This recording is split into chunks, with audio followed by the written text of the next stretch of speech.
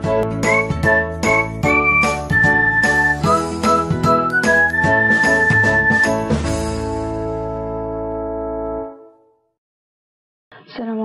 warahmatullahi wabarakatuh. Pada video kali ini saya akan membahas bab baru yaitu tentang graf. Jadi ini nanti yang akan kita bahas yaitu ada definisi dari graf, jenis dari graf, terminologi graf, representasi graf, graf isomorfik, kemudian graf planar dan graf bidang, lintasan sirkuit Euler, lintasan Hamilton, sama implementasi dari graf itu untuk apa. Baik, jadi graf itu sendiri digunakan untuk merepresentasikan objek-objek diskrit dan hubungan antara objek-objek tersebut. Selanjutnya, gambar setelah ini nanti akan saya tampilkan yaitu contoh sebuah graf yang menyatakan peta jaringan jalan raya yang menghubungkan sejumlah kota di Provinsi Jawa Tengah.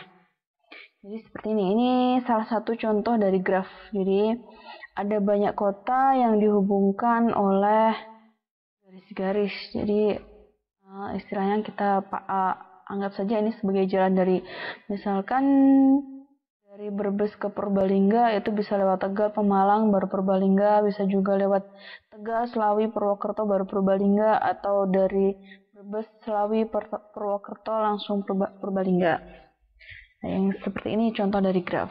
Jadi graf itu merepresentasikan hubungan dari objek-objek, yang mana kalau di contoh ini objek-objeknya adalah kota-kota di Jawa Tengah. Nah, selanjutnya sejarah dari graf itu sendiri. Jadi masalah graf yang pertama kali berdasarkan sejarah, jembatan, ada yang namanya jembatan Königsberg, itu merupakan masalah pertama yang menggunakan graf. Jadi jembatan ini ada di Jerman.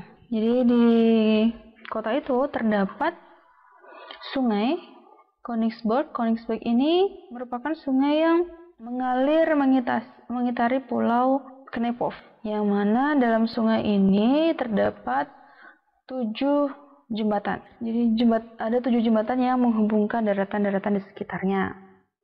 Nah, ini adalah contoh salah satu dulu di awal pertama kali masalah graf muncul. Jadi dalam graf itu nanti akan dikenal yang namanya simpul atau vertex, itu menyatakan daratannya.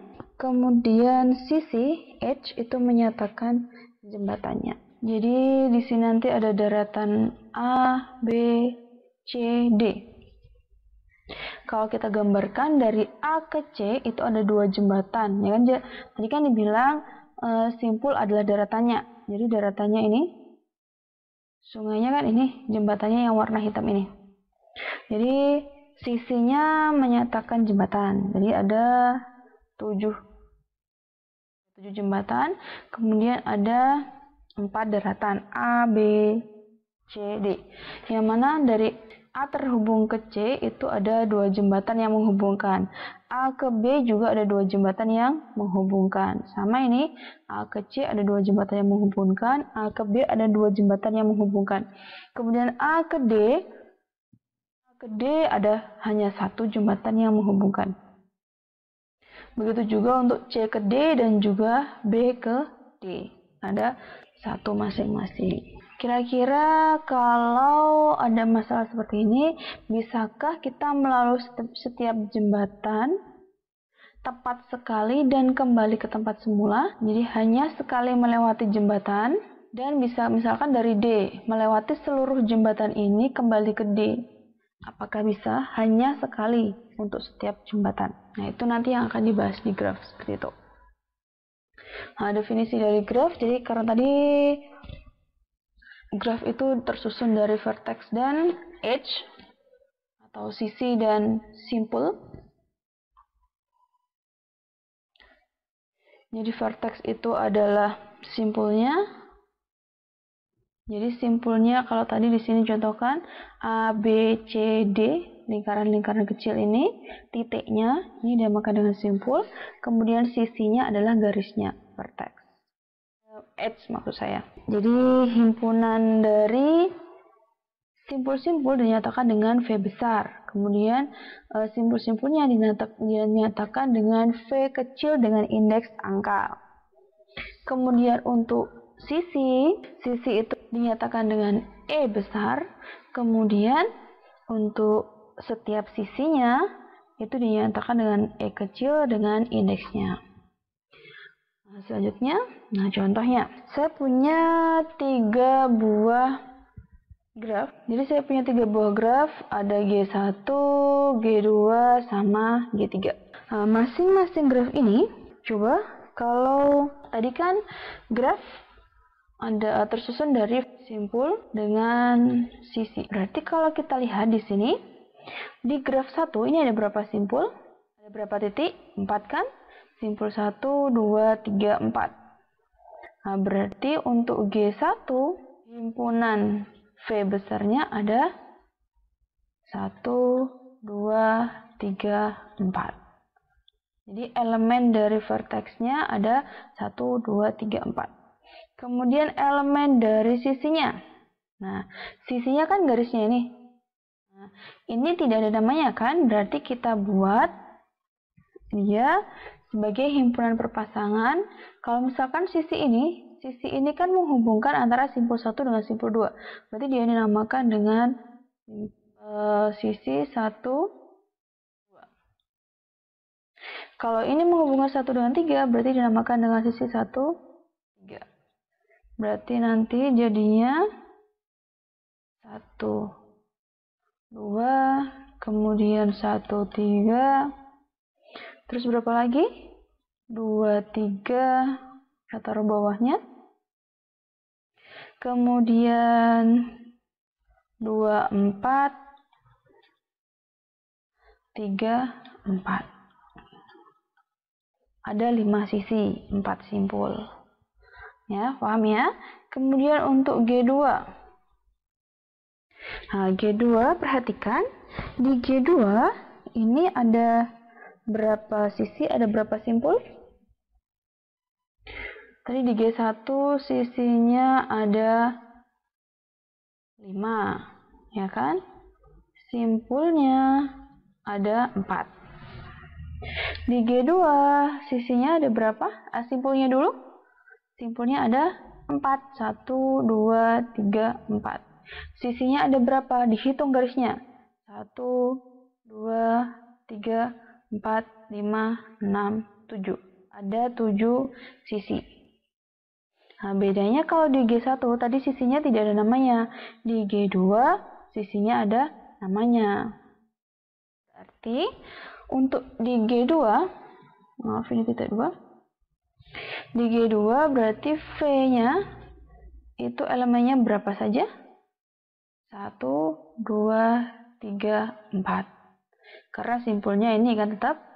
Kemudian E-nya, elemennya adalah E1, E2, sampai E7. Kenapa di sini E, Bu? Di sini tadi kok 1, 2, 1, 3? Karena kalau di G2 ini sudah ada namanya. Setiap sisinya sudah dinamai, tapi di G1 belum ada namanya. Kalau belum ada namanya, berarti dinamai sisi tersebut menghubungkan simpul apa dengan apa. Itu. Paham ya? Selanjutnya di G3. Di G3 verteksnya ada berapa? 4 kan? 1, 2, 3, 4. Berarti ini V-nya elemennya 1, 2, 3, 4. Kemudian E, sisinya elemennya berapa? Ada apa saja? Ada E1, E2, E3, sampai E8. Oke, paham ya? Bedanya simpul dengan sisi. Simpul itu titiknya, sisi itu garis yang menghubungkan masing-masing simpul. Kita lanjutkan sekarang jenis-jenis graf. Nah, berdasarkan ada atau tidaknya gelang ataupun sisi ganda pada suatu graf, graf itu digolongkan menjadi 2. Jadi ada graf sederhana atau simple graph dan graf tak sederhana atau unsimple graph. Jadi yang dinamakan dengan graf sederhana adalah graf yang tidak mengandung gelang maupun sisi ganda. Itu dinamakan dengan graf sederhana. G1 tadi merupakan contoh graf sederhana, nanti saya bahas lagi. Kemudian yang kedua adalah graf tak sederhana. Graf yang mengandung sisi ganda atau gelang dinamakan graf tak sederhana atau unsimple graph. Yang mana graf tak sederhana ini dibagi menjadi dua juga, graf ganda dan graf semu. Graf ganda itu jika mempunyai sisi ganda, graf semu itu jika mempunyai gelang. Ya, paham ya? Kalau mempunyai sisi ganda berarti dia termasuk graf ganda, kalau mempunyai gelang berarti dia termasuk semu, graf semu. Ini contohnya. G1 ini merupakan graf sederhana.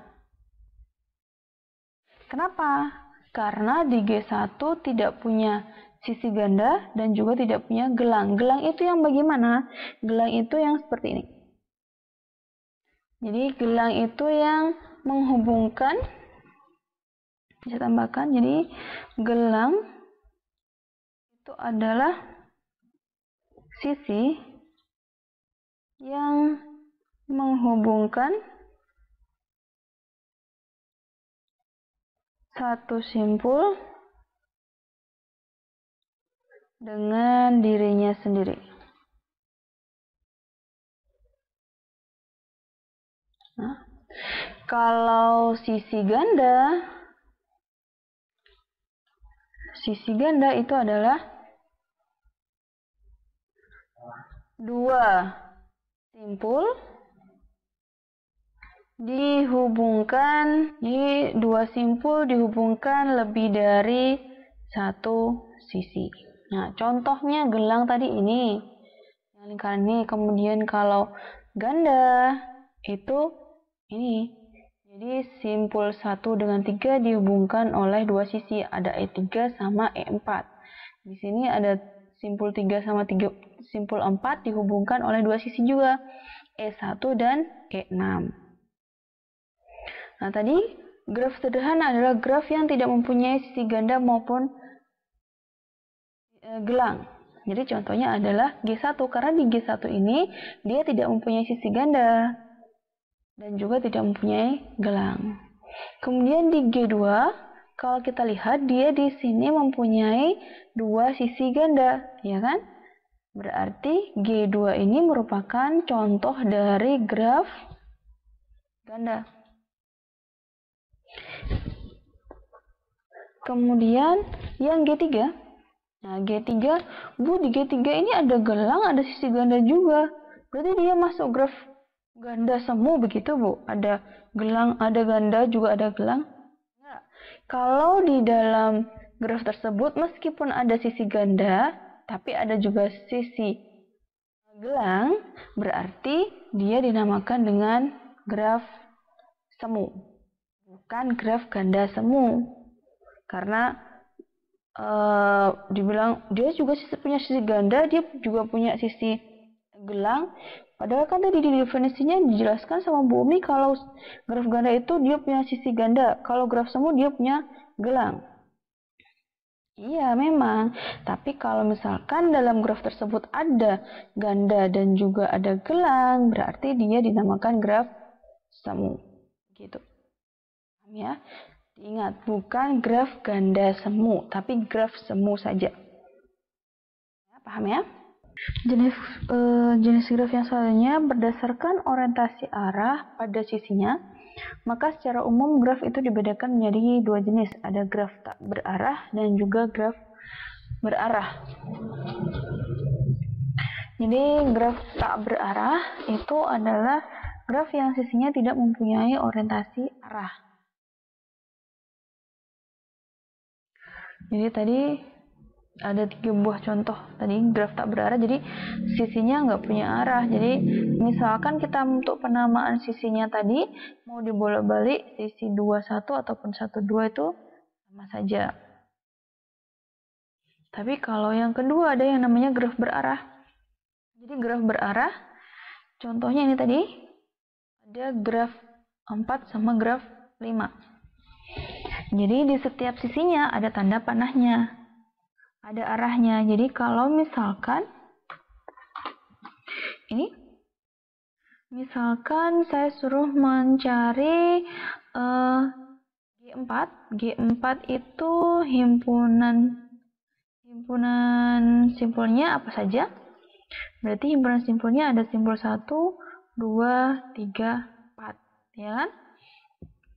Kemudian himpunan sisinya. Ini hati-hati, kalau tadi di graf tak berarah kita bisa membolak-balik penamaan sisinya. Tapi kalau di graf berarah, ini kita tidak bisa membolak-balik nama sisinya. Jadi, kalau misalkan sisi yang menghubungkan simpul 1 dengan 3, berarti karena arahnya dari 3 ke 1, berarti untuk penamaan sisinya adalah 3, 1. Kemudian ini ada 1, 2, 2, 1. 1, 2, 2, 1. Kemudian ada 2, 4, 4, 2. 2, 4, 4, 2. Ada juga 2, 3, karena arahnya dari 2 ke 3, ya kan? 2, 3. Kemudian ada juga 4, 3, karena arahnya dari 4 ke 3. Nah, paham ya? Nah, ini dinamakan graf berarah. Oh ya, ada yang terlewat. Jadi yang pada graf berarah ini ada namanya graf titik awal, ya kan? Ada juga titik akhir. Titik awal pada graf berarah ini dinamakan dengan simpul asal atau inisial vertex. Kemudian ini yang akhir itu namanya adalah simpul terminal. Nah, kemudian Bu, di situ kok tertulis graf berarah dan graf berarah ganda? Ya, graf berarah itu ada dua macam juga. Ada graf berarah dan graf berarah ganda atau graf ganda berarah. Nah, sekarang kenapa kalau kita lihat, Bu, kalau dilihat ini kan ada sisi ganda. Nah, dilihat lagi.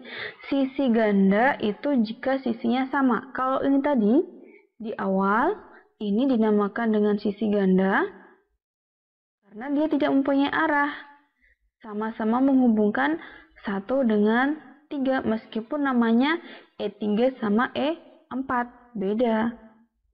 Tapi kalau ini, nah ini merupakan graf berarah saja dan bukan graf ganda berarah karena meskipun dia sama-sama menghubungkan 1 dengan 2, tapi nama sisinya berbeda dan arahnya juga berbeda. Jadi menghubungkan dari 1 ke 2, 2 ke 1.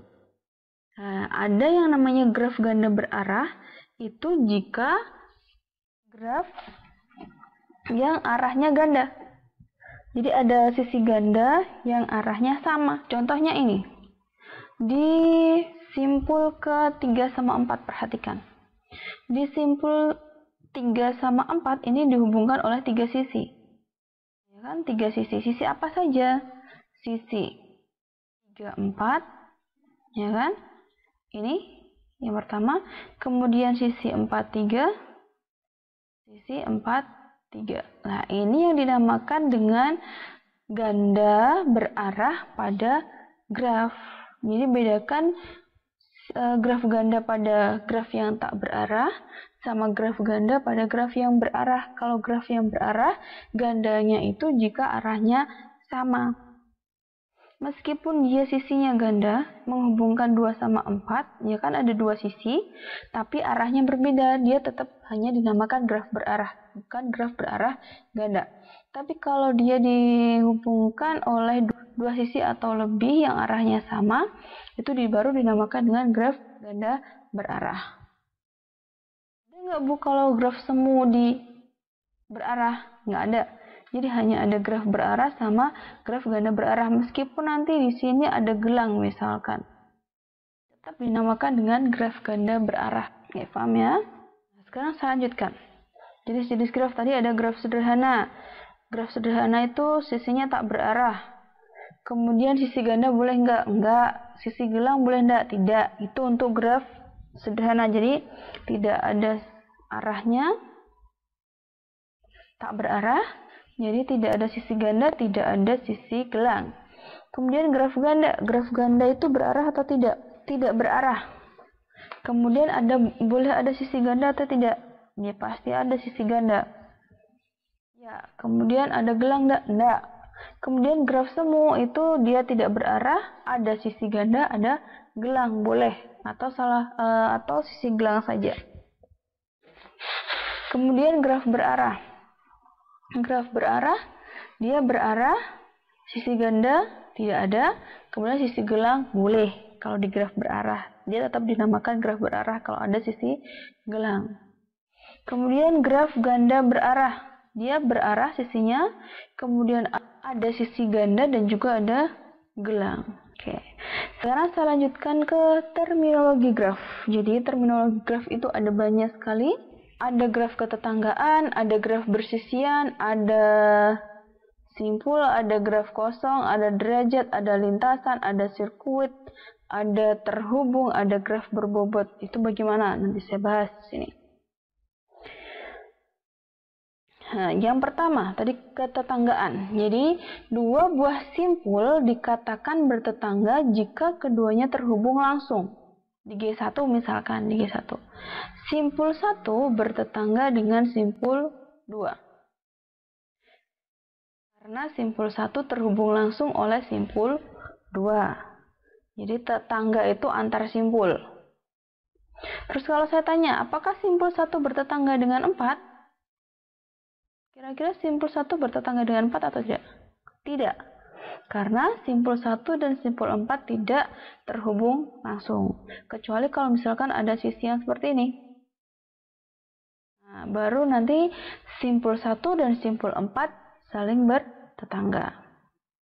Nah, tapi kalau di kasus G1, simpul 1 dan simpul 4 tidak saling terhubung langsung, berarti sisi 1 dan 4, maksud saya simpul 1 dan simpul 4, dia bukan termasuk bertetangga.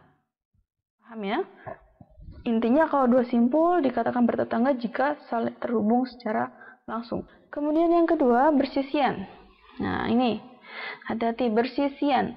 Untuk sembarang sisi E itu menghubungkan VJ dengan VK, itu dikatakan E bersisian dengan simpul VJ atau E bersisian dengan simpul VK. Bisa juga dibalik. VJ bersisian dengan simpul E. VK bersisian juga dengan simpul E.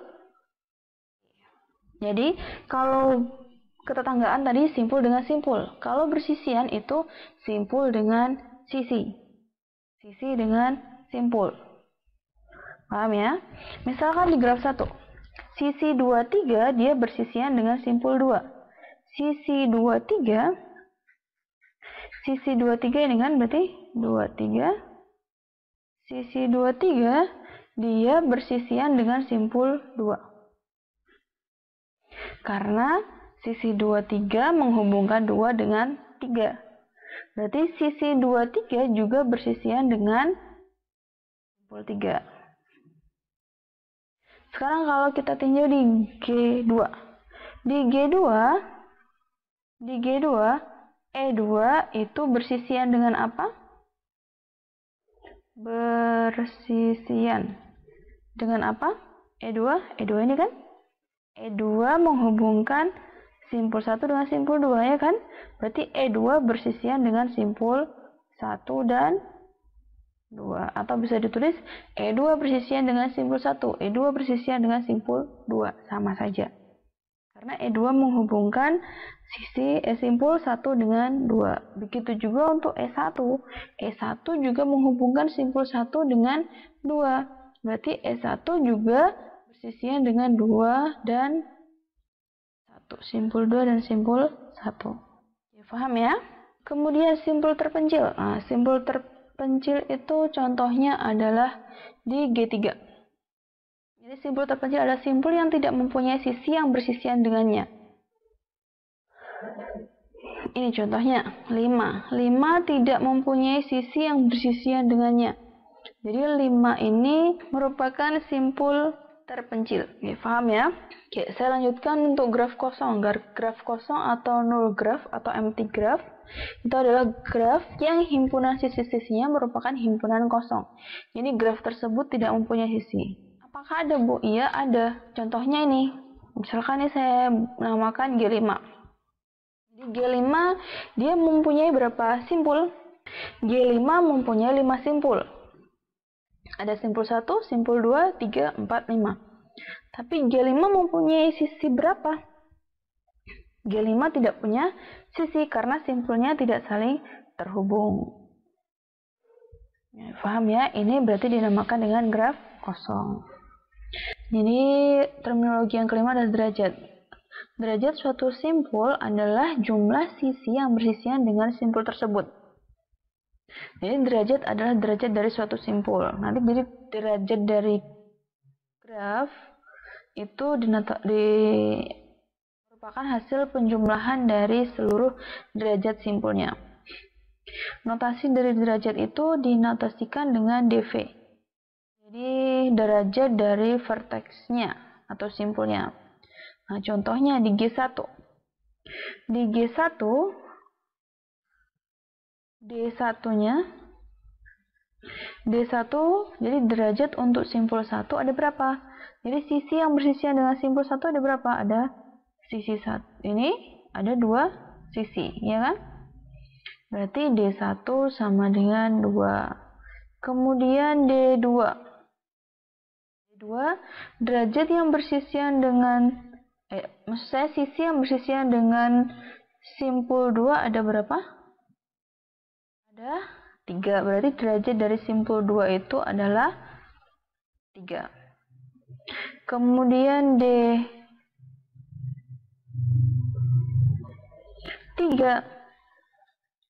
D3 berarti derajat 3 simpul 3. Sisi yang bersisian dengan simpul 3 ada berapa?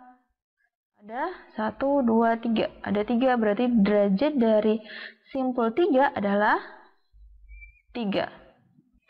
Kemudian D4. D4 adalah derajat dari simpul 4. Derajat dari simpul 4 ada berapa? 2. Karena sisi yang bersisian dengan simpul 4 ada 2. Berarti derajat dari G1 itu berapa? Hasil penjumlahan ini semua jumlah. Ada 2 tambah 3 tambah 3 tambah 2. Ada 10. Paham ya? Kemudian untuk derajat G2. Berarti D1-nya ada berapa derajatnya? 1, 2, 3. 3. Kemudian D2 ada berapa derajatnya? 1, 2, 3. Ada 3 juga. D3 ada. Nah, ini hati-hati. Ada gelang. Gelang berarti ini derajatnya dihitung 2. Berarti ini ada yang bersisian dengan simpul 3 ada 1, 2, 3, 4. Ada 4. Berarti derajat dari G2 itu ada berapa? Ada 3 tambah 3 tambah 4. Ada 10 juga. Oh, maafin tadi G2 ya. Kalau G3 bisa dicoba sendiri. Oh ya, derajat dari 5 kira-kira berapa? Derajat dari 5 adalah 0. Bisa dicoba ya. Nah, selanjutnya untuk graf berarah. Jadi graf berarah itu ada yang namanya nanti derajat input sama derajat output.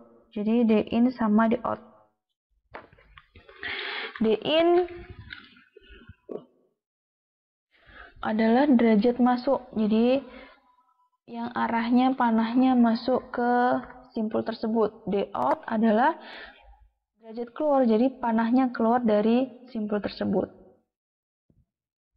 Jadi nanti dV-nya itu adalah penjumlahan dari din dan juga dout. Nah, contohnya misalkan G4. Di G4 ada berapa simpul? 4 simpul kan? Berarti dicari dulu D1.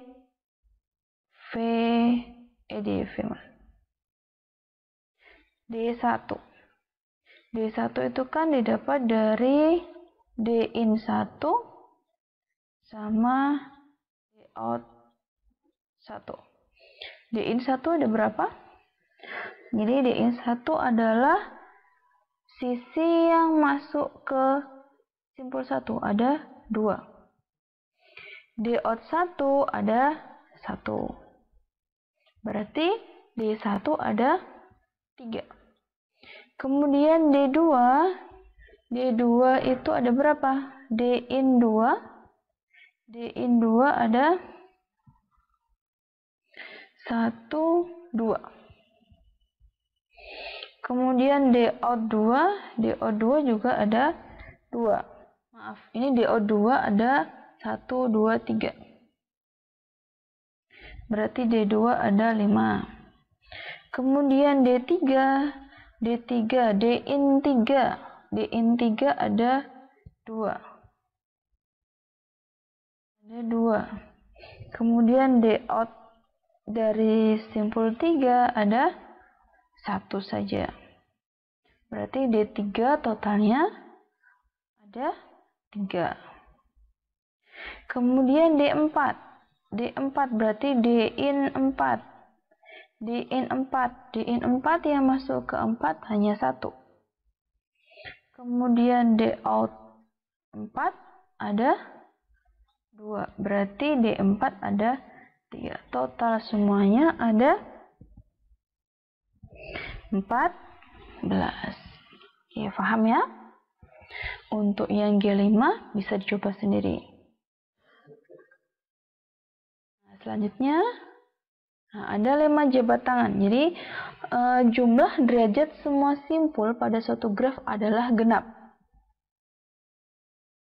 yaitu 2 kali jumlah sisi pada graf tersebut. Tadi kalau di G1 tadi kan kita menghitungnya ada 10 derajatnya kan. Nah, ini bisa kita lihat dari banyak sisinya. Jadi sisinya di G1 ada 1, 2, 3, 4, 5. Berarti jumlah derajatnya nanti adalah 2 dikali 5. Ada 10. Jadi banyak derajatnya adalah 2 kali jumlah sisi pada graf tersebut. Kalau di G2 tidak, tadi kita menghitung juga ada 10 kan?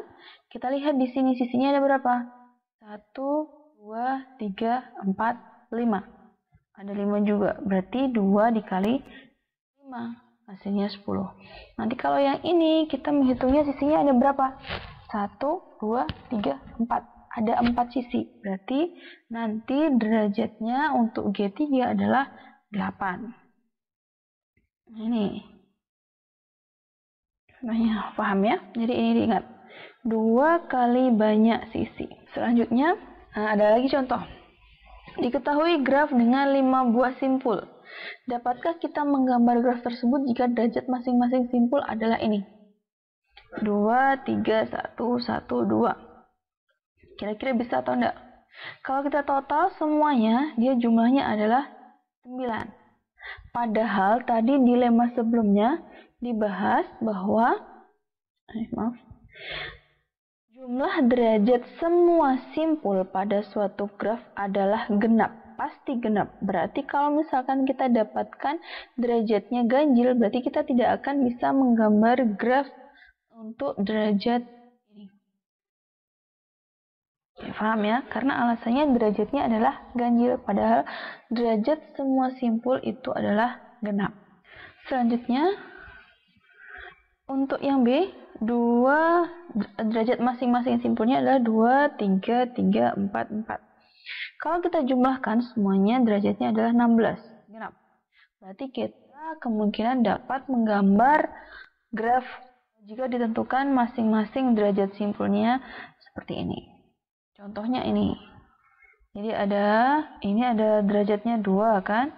Ini derajatnya 3, ini derajatnya 3, ini derajatnya 4, ini derajatnya 4. Berarti bisa kita gambar. Paham ya? Nah, selanjutnya yaitu adalah lintasan. Lintasan yang panjangnya N dari simpul awal V0 ke simpul Vn di dalam graf ialah barisan berselang-seling simpul-simpul dengan sisi-sisi yang berurutan. Jadi misalkan V0, E1, V1, E2, dan seterusnya. Sedemikian sehingga E1 itu sama dengan V0 menghubungkan V0 dengan V1 dan seterusnya. Contohnya, jadi disuruh menentukan lintasan G1. Lintasan G1 yang mana titik awalnya adalah misalkan 1 ke 4. Berarti kalau misalkan kita lewatnya sini, ke sini, ke sini, ke sini gitu misalkan ya. Berarti lintasan ini bisa kita tuliskan 1, kemudian selang-seling kan antara simpul dengan sisinya. Kemudian sisi 1, 2, kemudian simpul 2, kemudian sisi 2, 3, selanjutnya simpul 3, dilanjutkan sisi lagi 3, 4, baru sampai ke 4. Jadi lintasannya yang bisa dituliskan dari 1 sampai 4, kalau lintasannya yang diingat seperti ini, berarti penulisan lintasannya seperti ini. Selang-seling antara simpul dengan sisinya. Kalau ditanya panjang lintasannya ada berapa? Kita hitung banyak sisi yang dilewati. 1, 2, 3. Berarti panjang lintasan dari G1 untuk melewati dari sisi simpul awal 1 dan di simpul akhirnya 4 melewati semua simpul, panjangnya adalah 3. Karena yang dilewati sisinya sebanyak 3. Paham ya? Kalau misalkan di G2 kita mau membuat lintasan pengennya dari 1 ke 2 3. Berarti kita bisa membuat lintasannya misalkan 1 lewat E1, 1, E1, kemudian 2, baru ke E4, baru ke 3. Atau melewati lintasan yang lain, terserah. Kalau ditanya panjang lintasannya ada berapa? Ini kan? Berarti sisi yang dilewati ada 2, berarti panjang lintasan untuk G2 yang adalah 2, karena sisi yang dilewati sebanyak 2. Paham ya?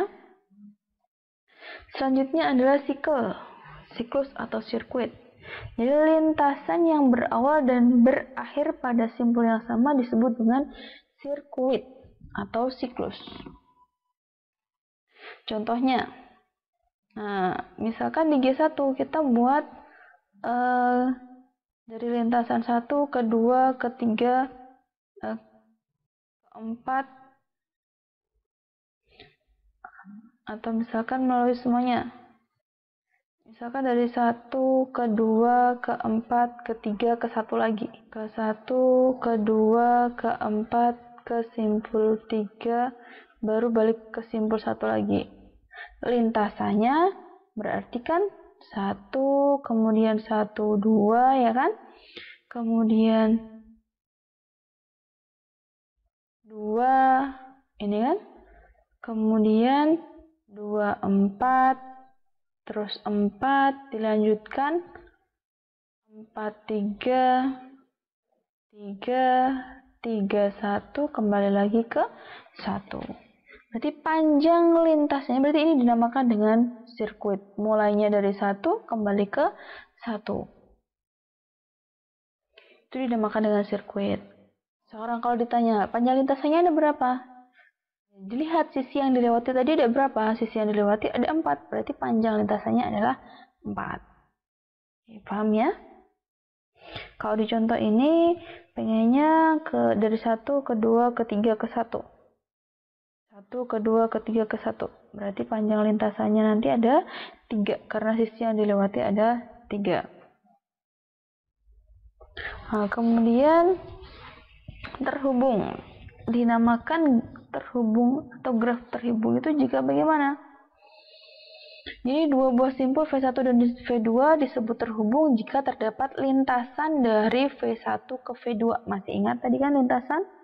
G disebut graf terhubung atau connected graph jika untuk setiap pasang simpul VI dan VJ dalam himpunan V terdapat lintasan dari VI ke VJ. Jika tidak, maka G disebut graf tak terhubung. Nah, contohnya ini misalkan ini G. Misalkan G7. Nah, kalau kita lihat dari simpul 1 sampai simpul ke-8. Dari simpul 1 sampai simpul ke-4 ini masih bisa terhubung. Tapi kalau kita mau ke simpul 5, 6, 7, 8 dia tidak terhubung, tidak punya sisi yang menghubungkan antara simpul 1, 2, 3, 4 dengan si simpul 5, 6, 7, 8. Artinya ini seperti dua buah graf yang terpisah, padahal ini adalah sebuah graf. Berarti ini yang dinamakan dengan graf tak terhubung. Misalkan nanti kalau misalkan saya tambahkan sisi ini, jadinya graf terhubung, karena kalau misalkan kita mau buat lintasan dari 1 ke 8, kita bisa membuat lintasannya. Tapi kalau bentuknya seperti ini, kita nggak bisa membuat lintasan dari 1 ke 8. Padahal ini adalah satu graf, satu kesatuan. Paham ya? Nah, ada graf berarah G dikatakan terhubung jika graf tidak berarahnya terhubung. Yes. Ya kan? Graf berarah dikatakan terhubung jika graf tidak berarahnya terhubung. Kemudian dua simpul U dan V pada graf berarah G disebut terhubung kuat jika terdapat lintasan berarah dari U ke V juga lintasan berarah dari V ke U. Jadi kalau misalkan graf berarah, bisa dibuat lintasan dari U ke V, dan juga bisa dibuat lintasan dari V ke U. Berarti dia dinamakan dengan graf terhubung kuat atau strongly connected. Jika U dan V tidak terhubung kuat, tetapi terhubung pada graf berarahnya, maka U dan V dikatakan terhubung lemah. Oke, paham ya? Kemudian graf berbobot yang 9. Graf berbobot adalah graf yang setiap sisinya diberi sebuah harga atau bobot. Jadi sisinya, kalau misalkan ini ada simpulnya ada berapa? Ada 5 kan? Simpul A, B, C, D, E. Kemudian setiap sisi yang menghubungkan simpul-simpulnya itu ada bobotnya. Jadi dari A ke E itu bobotnya 10, dari E ke B itu bobotnya 8, dari D ke B itu bobotnya 11. Nah, seperti ini diberi nilai atau diberi bobot pada setiap sisinya, berarti dia dinamakan dengan graf berbobot. Terus fungsinya apa? Yaitu nanti akan saya bahas di video selanjutnya. Nah, untuk video kali ini saya akhiri sekian karena sudah cukup banyak. Semoga bisa dipahami semua, dan jika misalkan belum ada yang belum paham, bisa langsung tanya ke saya. Bisa via WA boleh, via email boleh, via komentar boleh. Sekian dari saya, jangan lupa subscribe kalau misalkan video ini dianggap bermanfaat. Dan juga jangan lupa bunyikan lonceng notifikasi supaya bisa selalu update video dari saya. Tidak selalu hanya video matematika diskrit, tapi video-video yang lain.